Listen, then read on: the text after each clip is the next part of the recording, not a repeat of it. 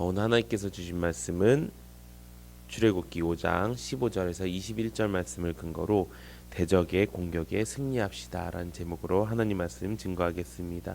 하나님 나라에 향하여 출애굽기 강의 22번째 시간입니다.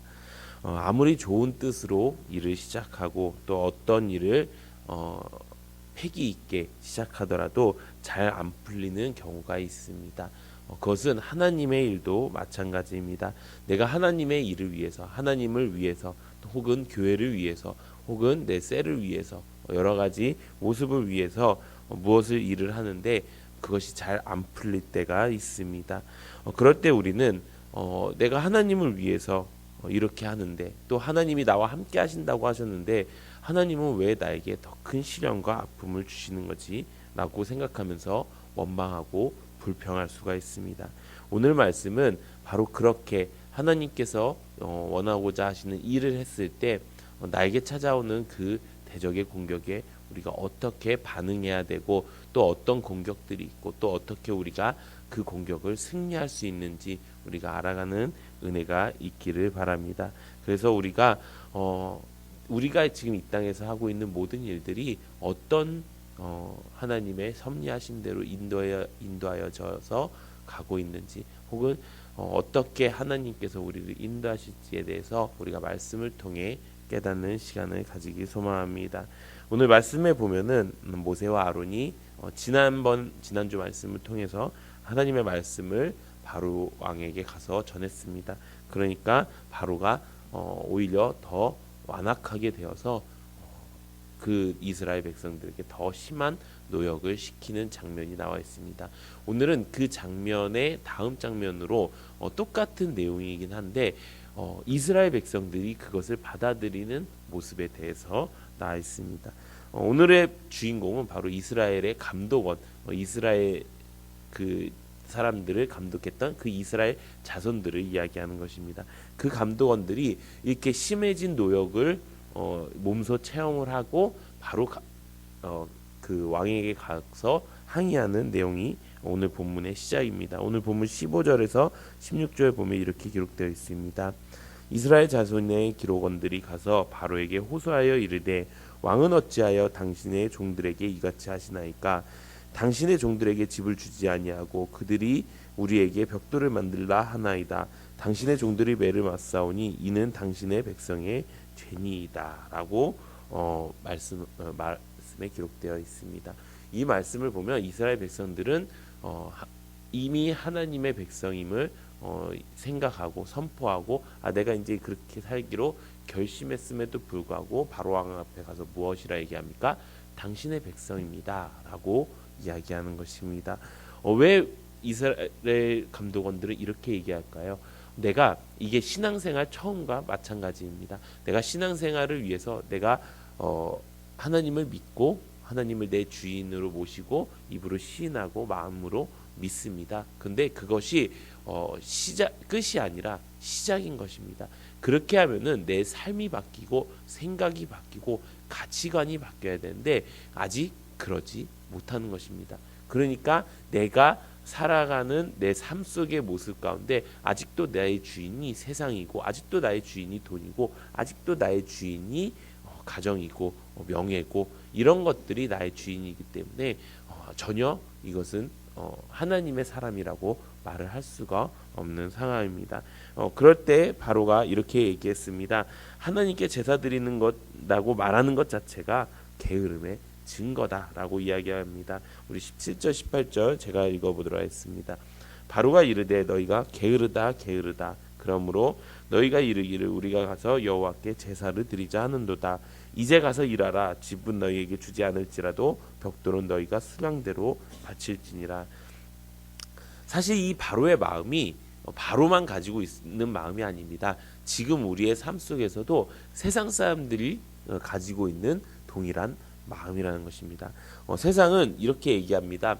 그럼 교회 갈 시간에 돈이라도 좀 더 벌지. 교회 갈 시간에 일이라도 좀 더 아니 교회 갈 시간에 가족들이랑 좀 시간 좀 보내지. 교회 갈 시간에 너가 좀 너의 개발을 매진하지.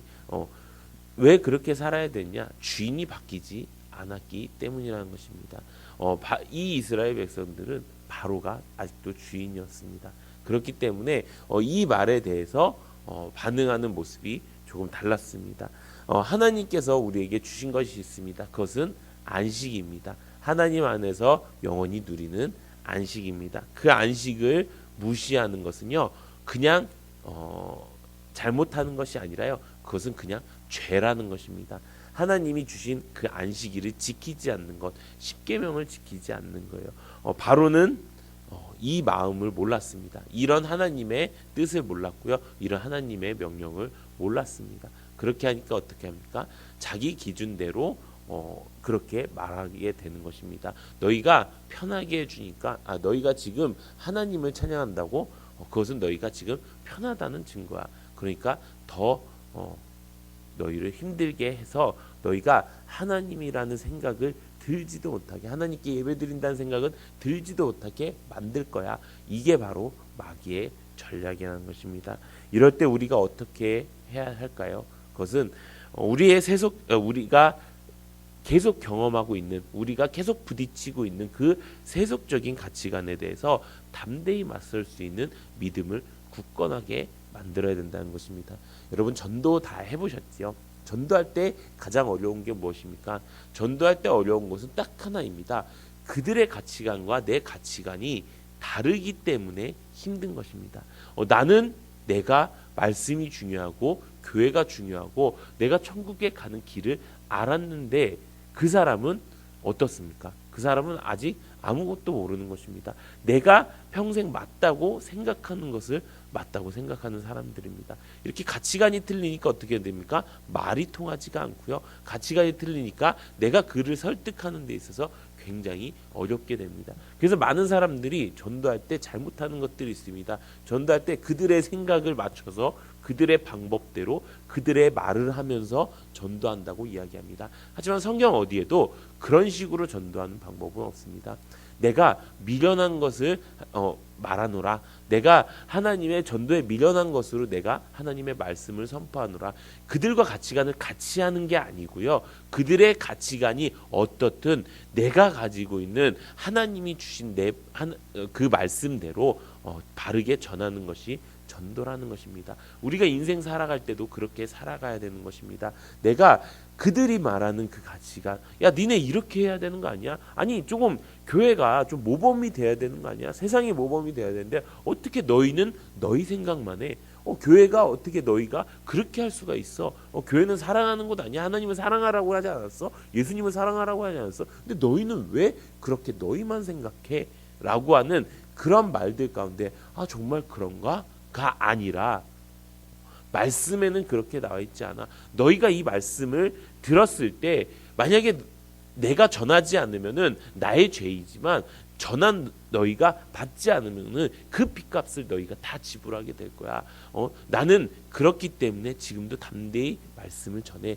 그러니까 너희도 그 귀가 열리고 마음이 열려서 이 말씀을 받아들였으면 좋겠어. 이렇게 하나님의 가치관대로 우리가 살아가는 것이 바로 믿음을 굳건하게 하는 일인 줄로 믿습니다. 그런데 많은 사람들이 어떻게 합니까? 많은 사람들이 하나님을 믿는 사람들이 이야기합니다. 많은 사람들이 그들의 가치관도 그들도 이해해 주면서 그들도 그들의 말을 어느 정도 수용하면서 살아가곤 합니다. 그것을 사랑이라고 착각하면서 살아갑니다. 하지만 그것은 사랑이 아니고요.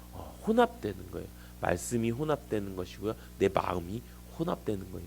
그렇게 되면 어떤 일이 벌어지느냐? 바로 다음 말씀에 이렇게 기록되어 있습니다. 19절에서 21절에 보면 이렇게 기록되어 있습니다.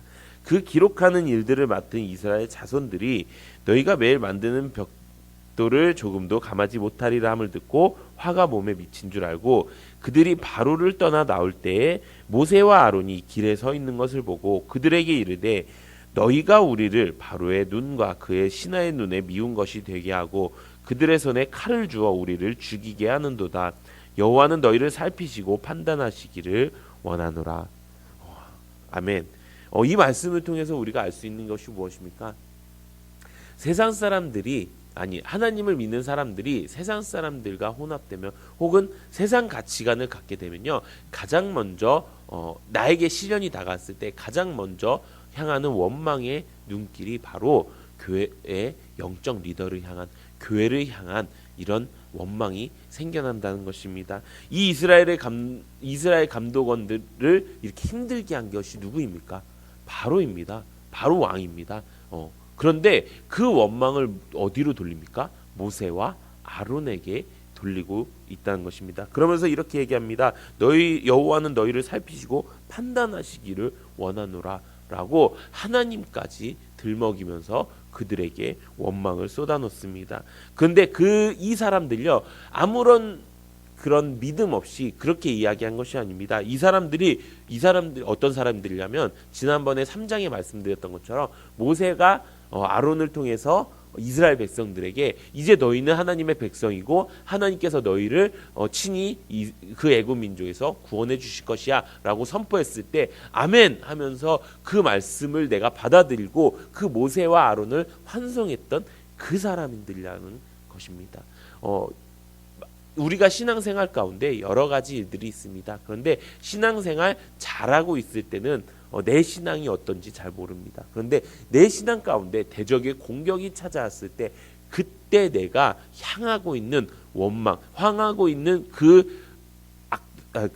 뭐라고 해야 되나, 그 눈빛이 어디를 향하고 있느냐에 따라서 나의 신앙이 그 신앙의 모습이 결정이 된다는 것입니다. 내가 세상을 향해서 그 대적을 향해서 담대하게 대적하고 나갈 때 그 대적은 무너지게 될 텐데요. 그러지 않고 그 눈빛이 교회를 향해 있고 그 눈빛이 하나님을 향해 있고 그 눈빛이 영적 리더를 향해 있다면은 나는 아직 하나님의 말씀을 받긴 받는데 아직 내 삶은 변하지 않는 사람이 될 수 있다는 것입니다.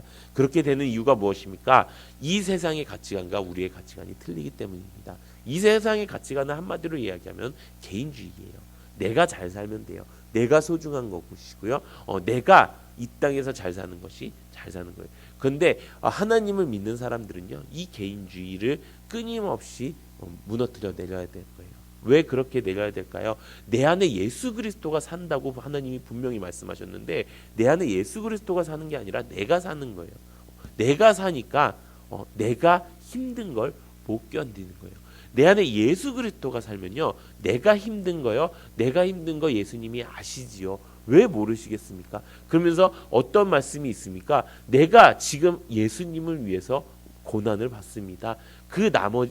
이 고난을 하나님이 아시고 이것도 하나님께서 훈련하신다 생각하고 먼저 그 나라와 그 의를 구할 때 하나님께서 너희의 쓸 것 모든 것을 채워주신다는 그 말씀을 내가 믿겠습니다 라고 하면서 내가 영원한 저 천국을 향해서 이 인생 길어야 80년 사는 이 인생, 영원히 사는 그 인생에 잠깐인 그 시간 동안에 내가 하나님의 백성답게 살겠습니다. 내가 예수님의 고난을 내 몸 안에 같이 두고 살겠습니다라고 고백할 수 있는 우리의 삶이 되어야 된다는 것입니다.